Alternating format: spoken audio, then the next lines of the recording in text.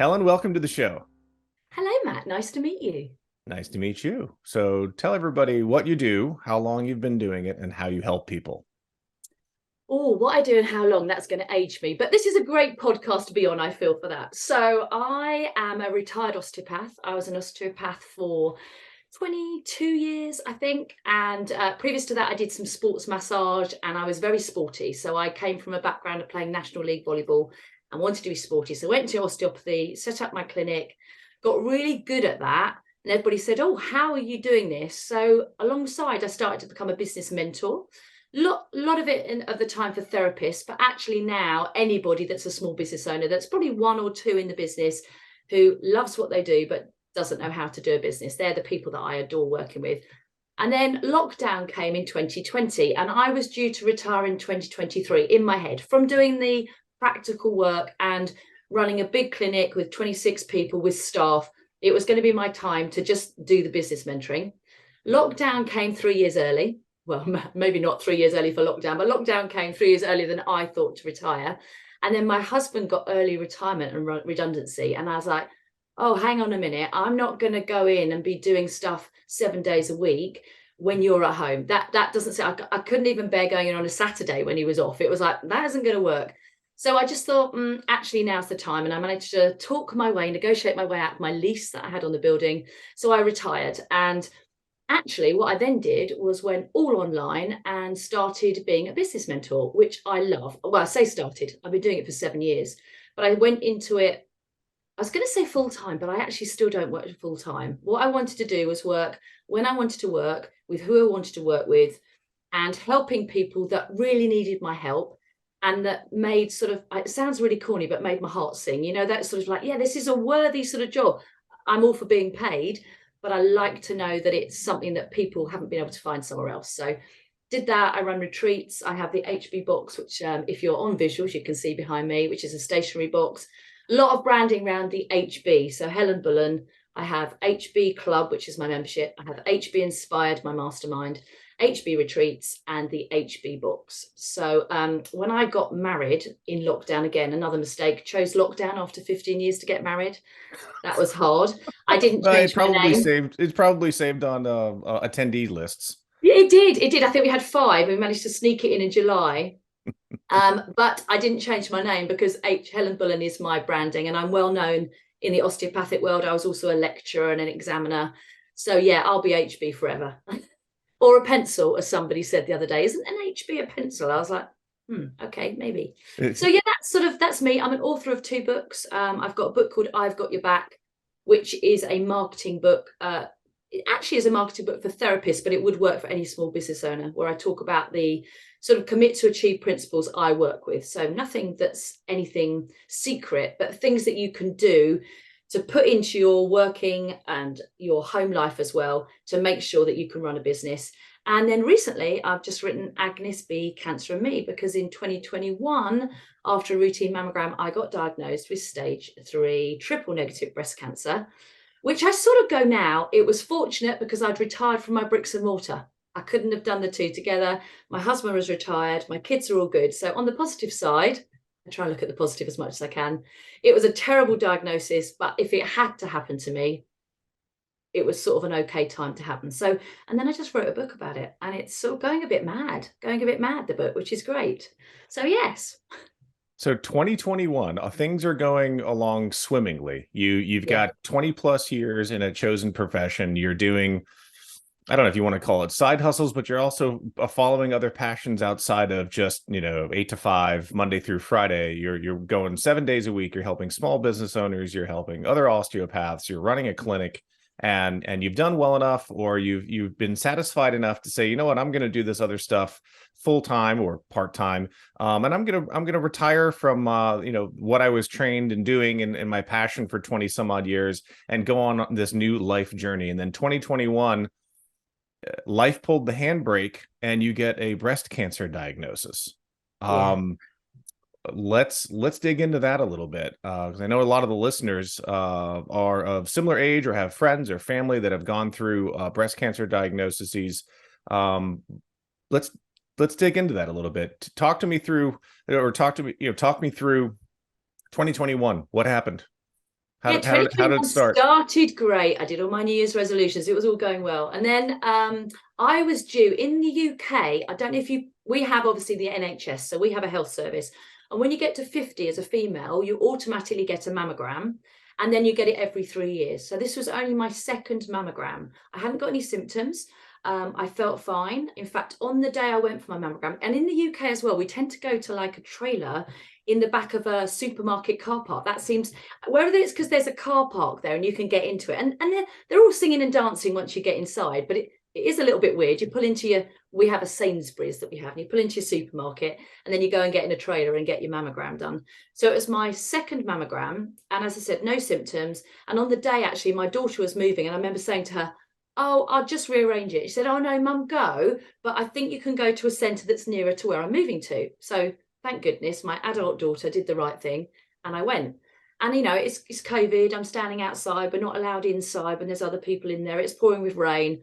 I'm a person that gets irritated quite easily, and I was like, I'm irritated, this is a waste of my time. Anyway, I had my mammogram, thought nothing more of it, and then probably about 10 days later I got a letter through, and it just said, you've been 4 out of 100 people get recalled after their mammogram. You're one of those people. Don't worry, it's very rarely cancer. And again, my head didn't trigger. I've always been really healthy. Even if I get a cold, I don't seem to get it as bad as everybody else. I've always worked out. I've eaten quite well. I've never smoked. I don't drink that much. So in my head, and no family history either, in my head, that was never going to happen to me. And I think probably that's a foolish thing for any of us to think, but that's never going to happen to me. So I went to this appointment where you go to a special centre where they've got more things they can check on you. And I didn't take my husband because I thought, well, it's going to be fine. So I drove myself off there. You get taken in. And I did think, oh, the nurses are being overly nice today. And I was a bit like, oh, okay, yeah, I'm fine. How are you? Are you okay? And I was like, yeah, I'm fine. Yep, I'm good. And then I walked into the radiographer's I suppose she was a consultant. She was a doctor. I walked in, and as an osteopath, I wouldn't read scans and give people results, but I can see a scan and see what's in it. We do get trained to look at it. So I walk in and I flippantly said, oh, that doesn't look good. And she said, no, it's not. Sit down. And that was the first. And I just thought, no, you're not supposed to say that. You're supposed to say, you're wrong. As an osteopath, a little bit of knowledge has been dangerous or something, but she didn't. She agreed with me. So that was the first bit, the shock. But then I was still in denial. And then she said, right, we need to get an ultrasound. It looks like there's something going on. It's not even, we don't want to send you for another mammogram yet. We want to ultrasound. And there's a biopsy team waiting outside. So suddenly it escalated from being, I'm fine, I drive myself, nothing going on here, to trolleys being wheeled in, an ultrasound. And then she said to me, you've got it, it's in your lymph nodes as well. And at this point, I didn't know what type of cancer I'd got, obviously breast cancer, but I didn't know what type or what stage it was. They just said, you have got it. We're going to be straight with you. And I remember thinking, okay, but my body, physiology wise, was shaking. It was obviously a trauma. And I was more interested in that. I think that comes from the lecturer pathology person that I am. And I was like, that's really weird. My sympathetic nervous system is definitely kicking in here, and my head doesn't think it should be. So I'm doing a lot of apologizing that I'm shaking, typical going, oh, I'm so sorry to be a pain, all that sort of stuff. Anyway, I then get taken through to a little room and they go, okay, we do want to sit and check you're okay. You need to ring your husband. I was like, well, I'll be all right. And they're like, no, we need you to, it's very British to say you need to have a cup of tea and sugar. Or I don't drink either. I don't like sugar too much or a cup of tea. So I was like, well, I'll have a black coffee if you get me one. So they got my coffee. So, but you must eat some biscuits. So I'd got these biscuits and a black coffee. And they said, call your husband. So I just rang him. I said, hi, Ed. Yeah, I've got cancer. I'll be home soon. Put the phone down. And even it almost sounds as if you're having a pseudo out-of-body experience. It was really weird. It was like, well, I've got cancer. It'll be fine, though, because I always am. I was still on that brainwave. I have to put a little thing in there that my husband has had cancer too. He's had testicular cancer. So I sort of knew he would get it. I knew he'd be worried, but at that point, there was no time for me to think of anything else to say. And all I was actually doing was trying to get out of the room with that nurse. She was being so nice to me, but I wanted to run off. It was like, I need to go now because then I don't have to think about this. Anyway, I managed to get out. I had to eat 3 bourbon biscuits, which are like little chocolate biscuits in the UK. Then she let me out, and I got let out the back entrance. And I thought, oh, they think I'm going to make a scene or something. Anyway, drove home. And then you get on a cascade of tests. And eventually I got told that I'd got the stage 3. And I remember being told that. And that was probably the day that it all went a bit belly up, because I remember listening to her, but I couldn't really hear what she said after she said that. They say that you don't really take it in. And my husband was there and a nurse was there. And I remember coming out the room and saying, that's it, I'm dead. And they went, she didn't say that. She said it's an aggressive cancer, but she said that there is chemo and a mastectomy. And, you know, though I was definitely on a pathway for that type of cancer. There's no talk of lumpectomies or anything like that. It is like, right, the boob has got to go. And I call it a boob, or Agnes in the book. Call it my boob, and that had to go, and I had to have some strong chemotherapy, because that's the protocol they do. Triple negative is I think it's about 20% of all breast cancers, so it's quite an unusual one, and it tends to come with people that have got a BRCA gene. You've probably heard of the BRCA gene, that genetically people have got it, but I hadn't got any history of that. And actually, after genetic testing, I don't have that gene, or they've not found a gene that they think would cause it. I wasn't in the age group, and I wasn't the sort of ethnic, normally ethnic circles that it would happen in my age. I didn't fit any of the criteria. And actually, she didn't say you're going to die. She just said, this is not good, but we're just going to attack it. But that was the first time. But then I have a husband that has a really good sense of humour. So we get in the car, and we're both, so he's 60. He's probably 59 then. I was 53. So this is a couple of years ago. We get in the car, and he says to me, do you think we should freeze your eggs? Now, we both have 3 children between us, right? And it's just so funny. We're far too old for kids, but it was the humour I needed. I remember just bursting out laughing. Of course, you wouldn't say it if somebody was in their 20s, but it was such a ridiculous proposal or thing to say that actually it just cut the ice, as it were. So he's great at doing that. You know, he just said, and he's had testicular cancer, so he too can't have any children now because of that. And we do laugh that we are now a matching pair, that he is one bald and I am one boobed. I mean, you couldn't get a better matching pair, could you? So, and I think what's happened all the way through it, there's been points where I've been in tears and I've broken, and I call it snot and slobber, you know, messy crying. I'm not a pretty crier, blowing on the floor, saying it's not fair. But there's also been a lot of times that I can't help but put humour in. You know, the consultant, she was great, my surgeon, but she was so intelligent. She didn't get my jokes. So I would make little quips, and I'd say to her, oh, wouldn't it be good if you did a little sewing thing on your wall so I could see what your stitching's like when you do the operation? And she'd go, would you just like to take a seat? And I'd think, oh, that didn't work. So I used to call her the headmistress, because I felt I was going to the headmistress's office. And I have to say, she has very neat stitching, so all was good. But I just brought humour into it. The oncologist became a superhero, and he was good with his sense of humour. He got me. And I kept saying to him, you need to wear a cape.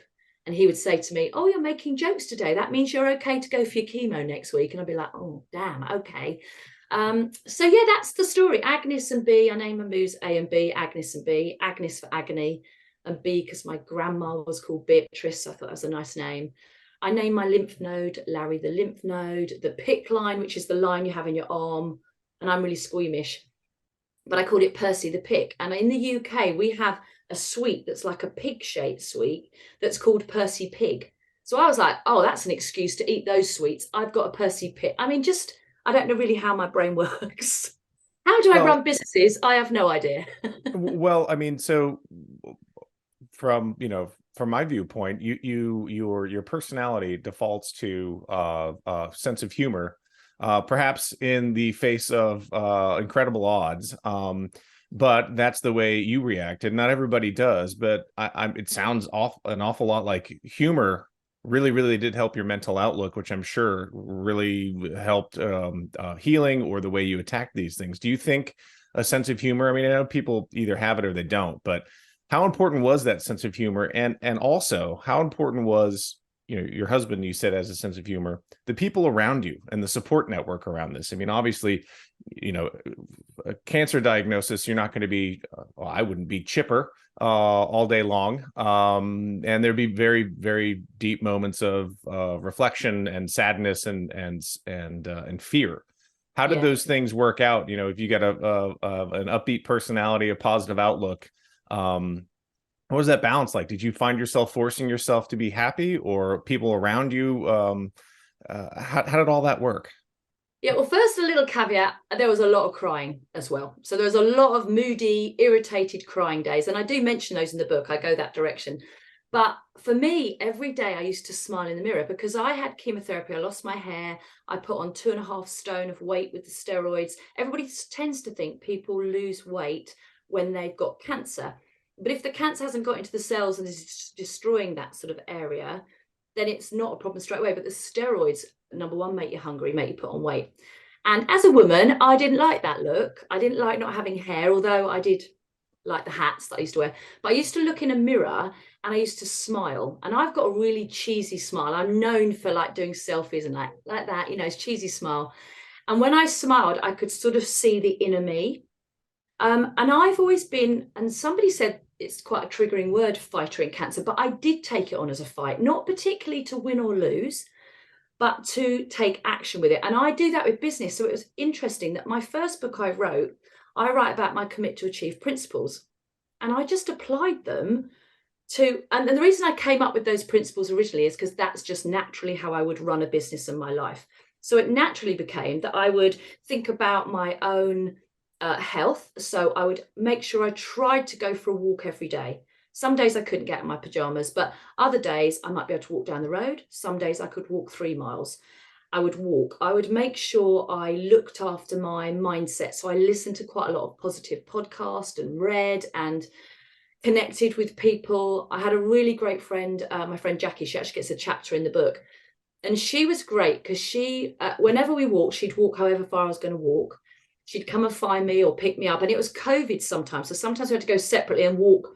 We had all sorts of rules. You got to walk 3 meters apart. We do that. And she was great because she listened. And she didn't really expect me to be anything other than what I wanted to be. So if I wanted to talk about it for the whole walk, I remember one walk, I think we did 4 miles.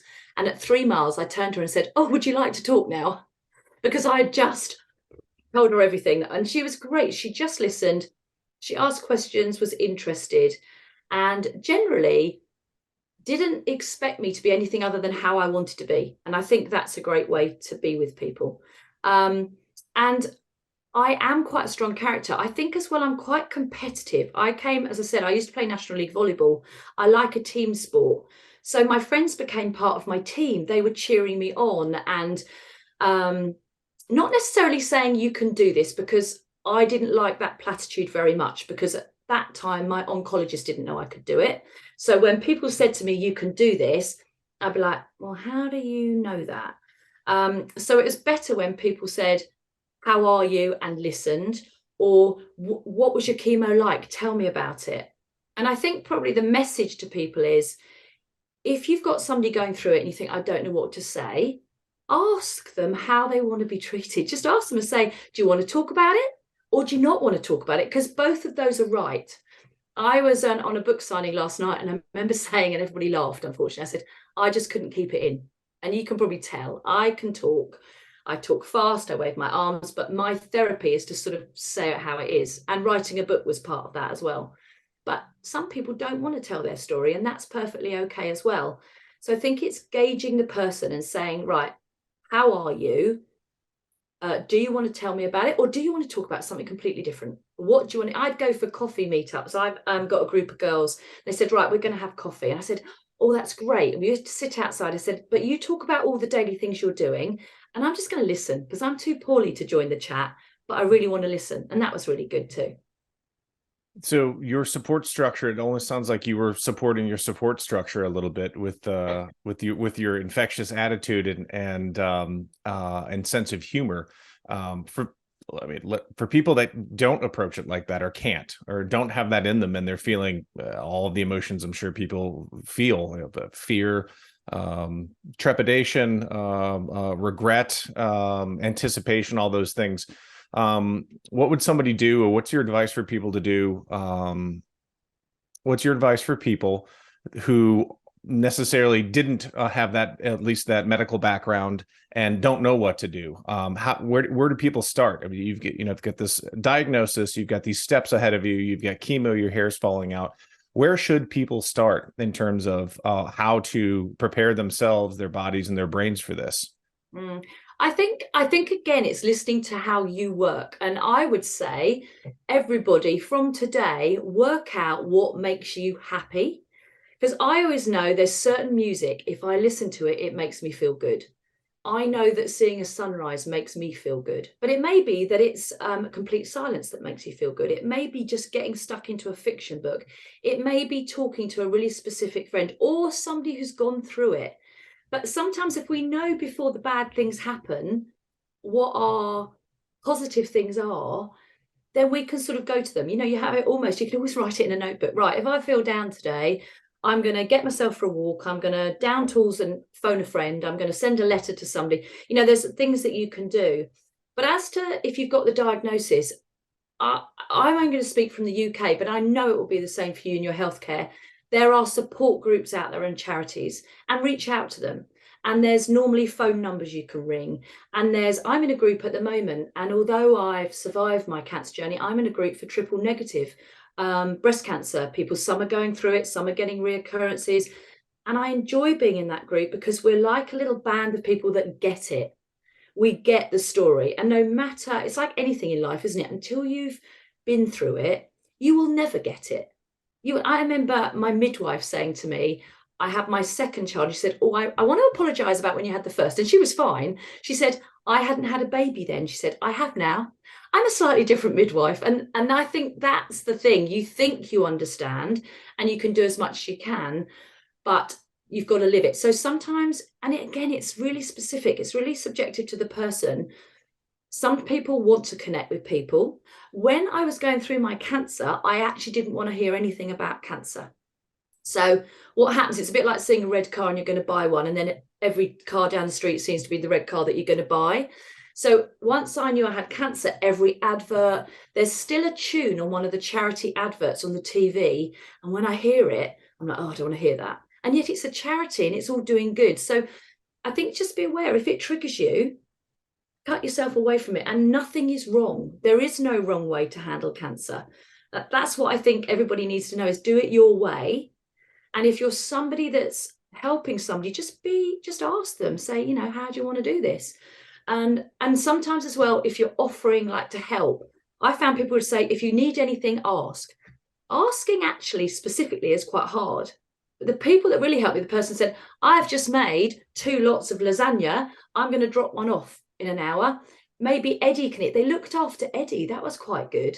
I didn't have to worry about him. They said, we're going to feed Eddie. If you don't want to eat it, that's fine. But there's some food there. You know, that somebody came around for a cup of coffee one day. She said, I'm coming and I'm bringing 3 girls so you don't have to chat too much. And we're all bringing our own coffee. So Eddie doesn't have to get up and do anything. So sometimes it's just doing stuff that makes life easier for somebody. But it just boils down to listening. Listen to what they want. I'd hate people to think my story is the right way to do it. It was my way of doing it. And I'm pretty vocal that I'll tell people, I'm kindly blunt. I will tell people if I don't like it, or I think my eyes roll sometimes. It's the giveaway. And they sort of go to the back of my head and I think, somebody one day said to me, keep your pecker up. And in the UK, I think that means keep smiling. And I was like, you try smiling. And I think I was on like number 14 of 16 weekly chemotherapies. I was like, you try smiling when chemotherapy knocks you out for 10 days and I'm having it every 7 days, you know? So you just have to be a little bit careful. And if somebody does roll your eyes, go, oh, what should I say instead? You said there's no wrong way to do it. And I think I've personally been there when, you know, I've been on a group text and or my wife and they've said, you know, so-and-so has cancer. It is obviously a trauma for the person and their family. And then there is, I think, a sense, or at least there has been a sense of, oh gosh, what do I do? And you're right. The default mechanism is, if you ever need anything, let me know. And you don't know how much to push or how invasive you are. You know, if it's a very close friend, that's a different thing. If it's a, you know, people that you've shared, you go to school plays together, they're the parents, their kids are in the play, you go, oh, hello, how are you doing? Or you go to someone's house in a party and there's 20 people there, and you've seen them, they're friends, but they're acquaintances. Yeah. If they're not close and they're acquaintances, I know you've already said a little bit of this, but what is the right way, or what's the most helpful way, I think, when you're not necessarily best friends, but you do want to help but don't know how? What's your advice for, or your experience in people in that scenario trying to say, I feel for you, I'm empathizing, I don't know what to do? What's your advice, at least from your perspective, for those folks? Well, you probably could say that to somebody, I'm empathizing and I don't know what to do. Tell me if there's anything specific. But for me, you'll probably find most people, if you're on the outer skirt of the friendship group, the closer friends are already in there doing the stuff they need to do. So for me, the people that really help, the people that sent me a message, and they worked out that when you have chemotherapy, day one, I used to get a lot of messages when I had it. And actually, day one, it's okay. They give you the anti-sickness stuff these days is great. You don't really feel that ill. You might feel a bit drowsy, a bit odd, but you don't feel terrible. But what chemo does is it destroys the fast-growing cells, because that's what cancer is. It's cells that are multiplying really fast. But when you have chemo, it not only does the cancer cells, hopefully, it's also doing all the other fast-growing cells. So hence you lose your hair, your nails go, but you get mouth ulcers, you get bowel problems. I mean, the side effects are horrible, but they don't come on until about day 3. So the really cool people were the people that sussed that out. And I'd get a message on day 3, day 4, day 5. How are you doing? Is it terrible? Do you want a cold drink dropped off? What do you want? I didn't need, and people would say on day 1 that one of the worst things that they would say to me, and please, I only think this is worse because I've been through it. I think if anybody's listening, don't think, oh, I might have said that, because I think I've said all these things to people. But the worst things people did was say, another one done. Now, I had 16 chemotherapy sessions, and 12 of those were weekly. That was intense. So another one done on the first day was not done, because I had 5 or 6 days, normally 6, nearly even 7. Normally when I was still going into chemo, I was still short of breath, because it affects your blood cells, your white blood cells, it destroys your red blood cells, everything that's fast growing. So to say, oh, another one ticked off, it's like, I've got another 5 days of this, you have no idea. So I think it's and that's what I did in the book, is I write about how I'm feeling on the days of chemo, because I wanted to educate people, because why should people know? But actually, it's very easy, isn't it, to say, oh, you're going in for chemo today. Oh, good. How are you feeling? And then forget about you until you go for the next one. And I'd think, actually, it's about day 4 I could do with a bit of cheering on, because today I actually can't even get out and move. My red blood cells are so low that I may have to go in for a blood transfusion. There's all sorts of things that happen. You're out of breath. It suddenly kicks in and you're like, actually, day 1 was a breeze. So I think it's just maybe being in contact, sending a little message and doing it for that. One friend sent me flowers every month. She got a subscription going. So every month I had flowers arrive with a little message from her. Perfect. Another friend, every time I went to chemo on day 3 or 4, or normally both, she'd say, how are you doing today? Tell me honestly. And if you want something, I can pop it over. That was really nice. Somebody sent me cards. Somebody in America sent me cards saying, I'm really proud of you. I quite like that. I think I reverted back to a child. I was like, well, you're proud of me. But again, that could trigger somebody else. So it's not necessarily right.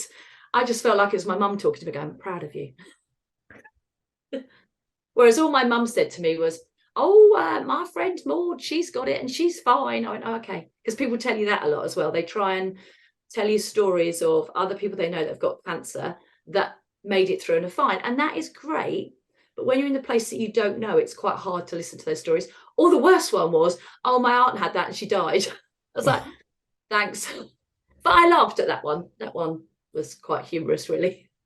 In the dark days, and the times when you were alone, or even with your husband, did you go through what if I don't come out of the other on the other side of this alive? Did you do end of life planning?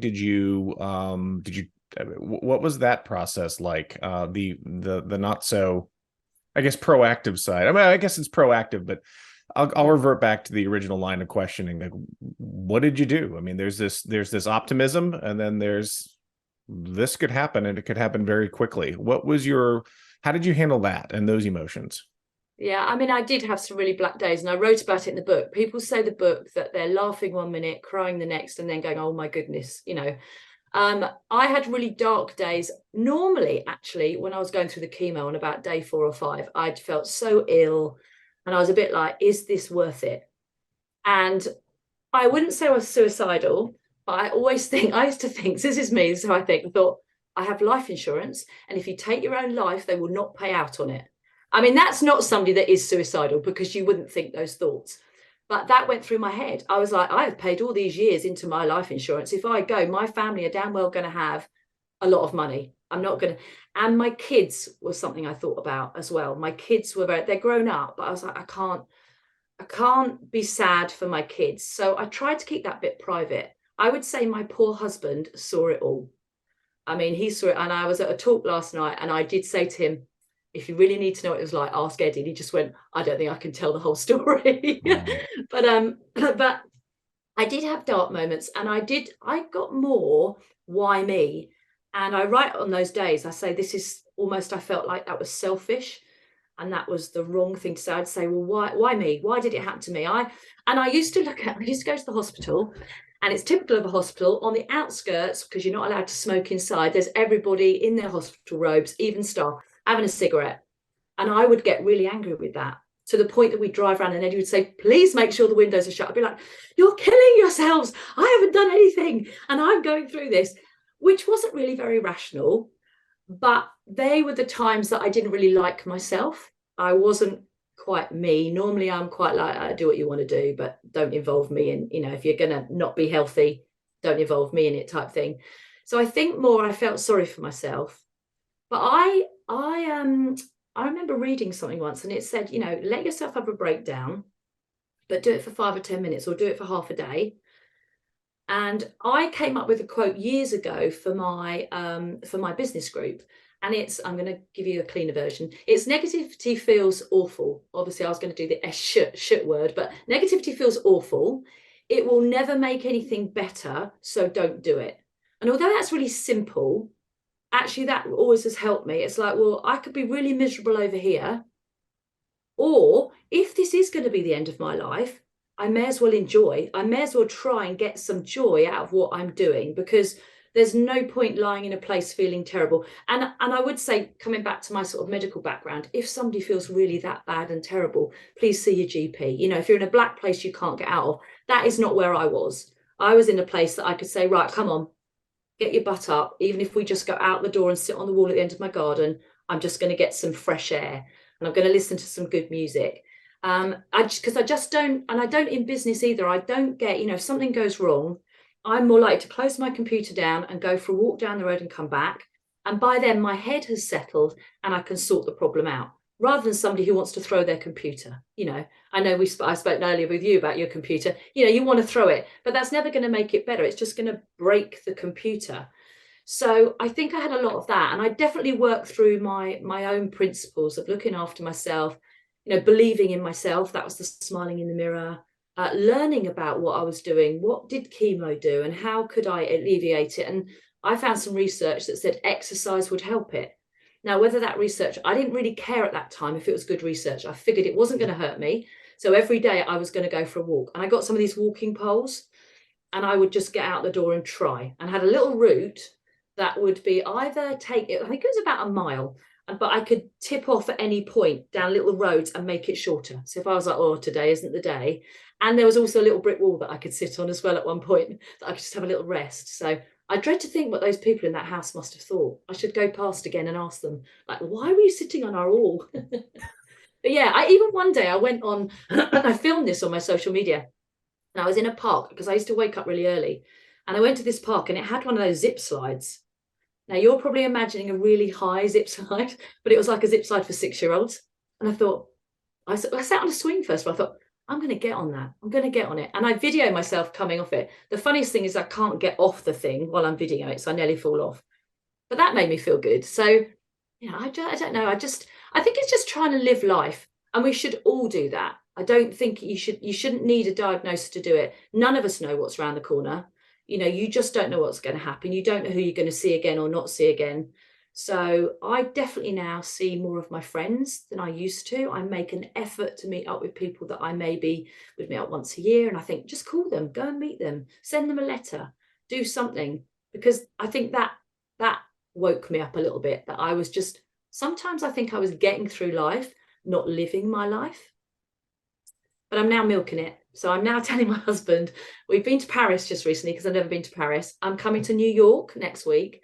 And there is a program in this country that used to have a van, and it was like he was like a market trader, and it was New York, Paris, and then Peckham. Well, Peckham, it's not so much now, but it used to be quite an unsavory place in London. So apparently I've got to go to Peckham as well. So I've been to New York, Paris, and Peckham. So we do laugh about that. But I keep saying to him, we need to do another holiday because I'm trying to live life. And he's like, okay, we'll do another holiday. But there we go. I think everybody should do that. So 2021 was the diagnosis. How many months, how many years of chemo, and then clean bill of health? When did that happen? And what's your schedule now for mammograms and self-care and going to your primary care physician or your GP in the UK? Yeah. What's that like, just from a timeline? So my timeline from seeing the medics, every 6 months I have to go in for an infusion. I haven't got the hormonal type of breast cancer, so I don't have to have the hormones afterwards, but I do have to have something to keep my bones strong. So I have to go in for an infusion, back to the chemo ward, unfortunately. And I do that every 6 months for 3 years. I finished my chemotherapy. So 2021, I was diagnosed in the June, started my chemo in the August. And as I said, I had 20 weeks of almost weekly chemo. That's quite unheard of. Normally people have 3 weeks between. But my oncologist had a load of us on it, and 2 of us managed to get through. And I think he's quite forward thinking. And I think he said, if you can manage this, this is your best chance. So I'm competitive. I was like, right, I'm giving it my best shot. I will do everything I can. And that doesn't necessarily mean that's why it happened. That's just the mentality I put. And then Christmas Eve in 2021 was my last chemo. So I'm sitting there in my Christmas hat, looking like a weirdo. I'm bald. It's the great chance to wear the perfect hat, was to wear my Father Christmas hat. So I do that. That's my last chemo. And then in the February, I had to have a mastectomy. I still didn't know I was cancer free because they had to do the mastectomy to then test the cells. And I could have gone on to have radiotherapy. But I was so fortunate that the chemo that I had got rid of it all. My lymph nodes were completely removed. The breast tissue was clear. And it was a surprise to everybody. I was really, really, I'm going to touch wood, really fortunate. The recurrence of, I'm going to do it the other way around actually, the likelihood of my cancer coming back, or the likelihood of me not getting my cancer back, it's quite a high rate, unfortunately, for the coming back, but it's 60% it's not going to come back. And I like to do that one. But triple negative is quite an aggressive breast cancer. So there is a 40%. And I feel like I have a shadow behind me. And I always like a sunrise. So I always think I keep the sun in front, keep that shadow behind me, but it's lurking. And even, I think it was about 2.5 weeks ago, I had a little swelling on my scar and I was taken in straight away. There was a biopsy team drawn up. I started to panic. Again, I went in thinking this will be fine without Eddie. I haven't learnt my lesson. I went again without Eddie thinking, be nothing. And actually it was nothing, but 2.5 hours later and after test, that was a little bit scary. But they're, you know, the team are there. I can contact them anytime. And mammograms, I now have to go every year for a mammogram. And I also go for examinations because of where even the scar tissue, although they think they've cleared all the cells, obviously it's quite hard to do that. So the scar tissue areas where it could come back. And then, miracle of miracles, they're so clever that they can use my, and I was told I have plenty, they could use my belly fat, my stomach fat, to recreate another boob. So Agnes probably might be, haven't quite decided. In November, she may be recreated.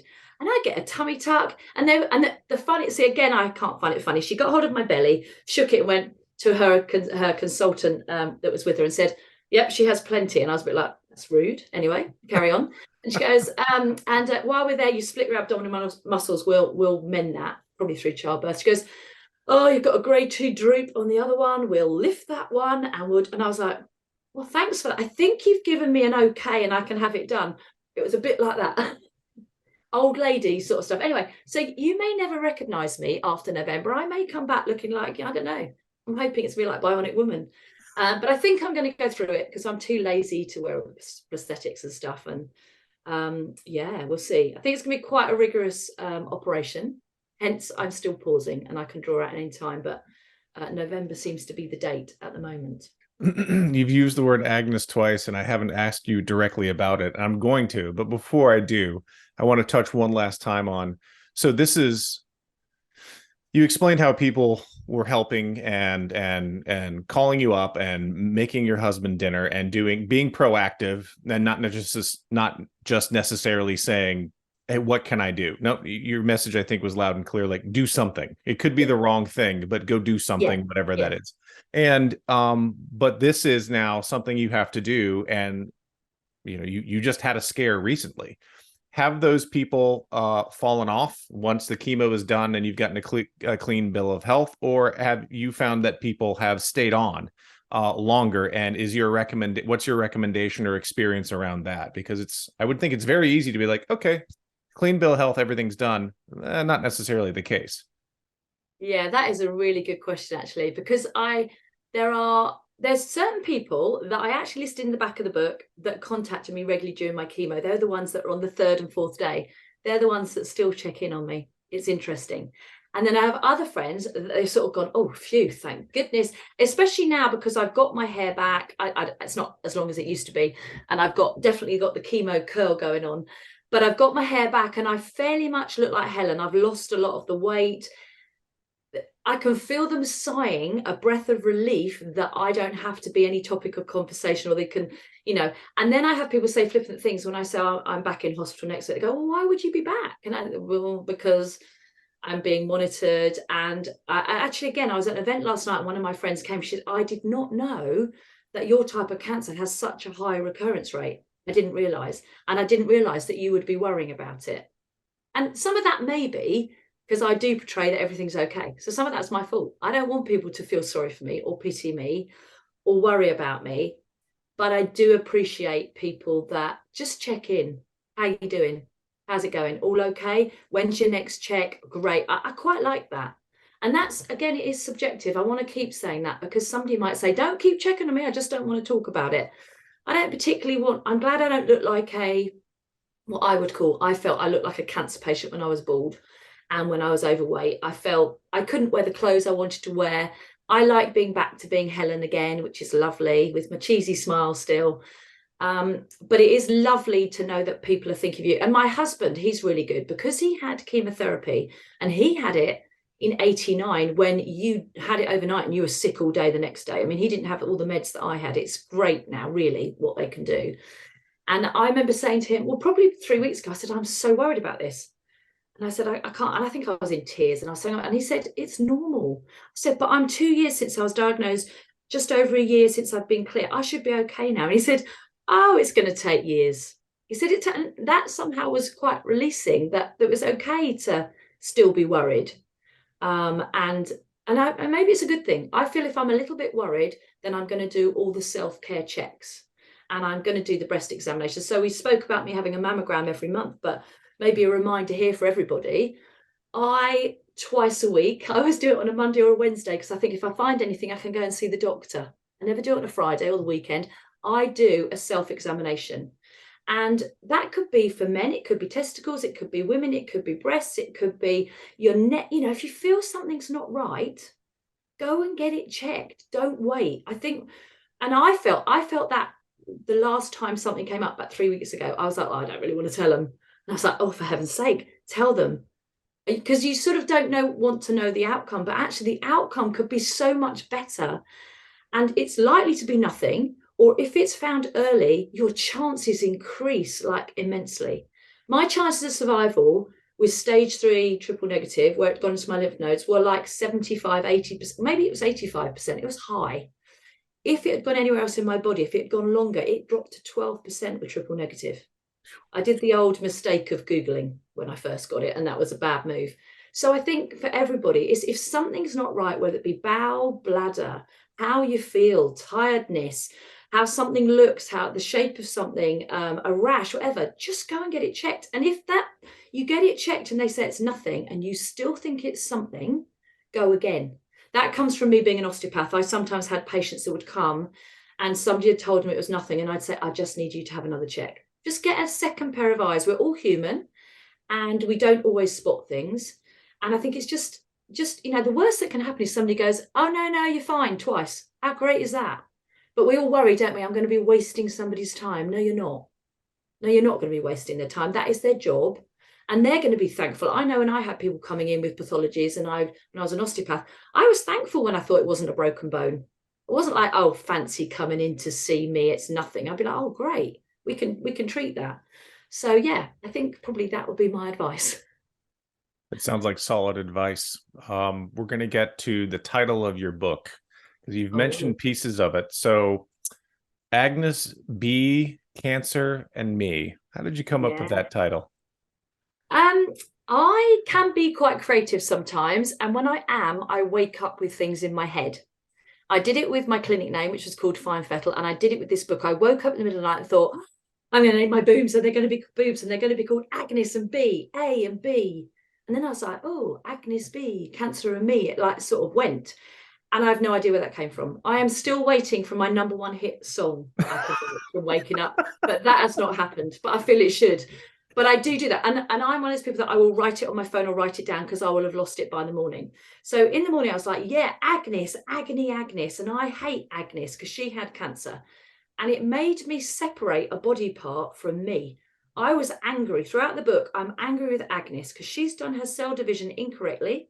And I'm mad at her. And then she's passed on those bad calculations to Larry, the lymph node, and he's doing the same thing. And it's all gone bad. And I somehow enjoyed disconnecting it from me. And then I'd got B, who actually hadn't been my favorite boob. I didn't know I had favorites, but A was B, and I was like suddenly like, oh, I'm really sorry, B, really sorry. I really appreciate you now, even if you've got a lot of droop and it needs sorting. So yeah, I know. I can't help myself. A cancer journey, everybody thinks should be really, really sad. And there is a lot of sadness about it. But I think sometimes you've just got to build on something. And for me, it was that humour. And to be angry with Agnes was brilliant. I had somebody to target my anger at. And I did. I'm like, sometimes I remember once there's one bit in the book and I say, going off in the camper van, unfortunately, we have to take Agnes with us, but she is not invited because she's still attached to me at that point. And I'm the only person I think can say, I've literally got was a friend off my chest. Agnes is off my chest. She is gone. So yeah, that's why I came up with the title. And I've put in kindly blunt blocks because I like to say things how they are. So there's advice in the book as well. So it's not just my story. I wanted to remind people to do their checks. I wanted people to check in on their friends if they got cancer. I wanted people to know what to say if they didn't know what to say. Saying something is better than saying nothing. So yeah, that's how the book came about, really. And somebody asked me last night, when did you decide to write the book? It was early on. I've already written one book, and I wrote the day I'd been in for the checks, the first day when I had all the biopsies, and I wrote in that, and they put titanium markers in Agnes, and all I remember thinking, oh, there's that song, Titanium. That'll be funny. I'll write that in, and then that was it. And then because I have Scrivener where I write, I just kept writing in there, and then the book was just. In fact, by the time I got to my editor, she was like, how many words? I was like, okay, we can take some of that out. And there was only one bit we took out. And the editor said to me, Helen, your audience reading, you are not angry with them. And I'd written this, it must have been a really bad day. And I'd written it and I was angry with the world. So we just took that bit out, stuck it out, cut it, deleted it, never to be seen again. But yeah, that must have been a pretty black day. I was like, and another thing. So yeah, hopefully the book doesn't come across like that. Most people say it's easy to read and their complaint is they can't put it down. So that makes me very happy. That's very nice. And it sounds like maybe the writing along your journey was therapeutic in its own right. It was. And I would probably say that's something for somebody to do. You don't have to produce it into a book, but journal. And actually, sometimes I read bits of the book and I'm reading it right now on TikTok. I've become this sort of big thing on, who knew TikTok, for goodness sake. Anyway, they seem to like my stuff. I read the book. And when I read it, I'm like, oh, wow, I remember those emotions, because you forget. And sometimes it's a good thing to forget. But I also quite like being reminded that I'm where I am now and I've got past that bit and how fortunate I am, because not everybody, I feel I'm very lucky the outcome I had, Because I think cancer's a bit like eeny, meeny, miny, oh, you're going to be okay. Eeny, meeny, oh, and you're not this. I feel it's a bit like that. It's very random. I just lucked out. I didn't do anything any different to anybody else would do. I just got lucky, and I'm just going to touch wood. And, if my time comes, my time comes. But I'm busy getting Eddie to book me as many holidays as possible in that time. I think that's a great plan. Listen, thank you very much for sharing your story, not only about your personal story, but also giving advice to other people, friends, family that are there who want to support you, maybe don't know how. I really appreciate all the time you've spent. What questions or topics that I should have asked you about that I didn't? I don't think you have. I think you've nailed it. I think great interview, Matt. I think, great interview. No, I think we've covered it all. I think if everybody can go and do their self-checks, if everybody goes when they think there's something not quite right, and that's all it needs to be, a feeling of not quite right, if they go and do that, and if they reach out to somebody in some way, that somebody's got a diagnosis that they don't, they find a bit uncomfortable, then our work is done, I feel. Helen, thank you very much. Thank you for having me.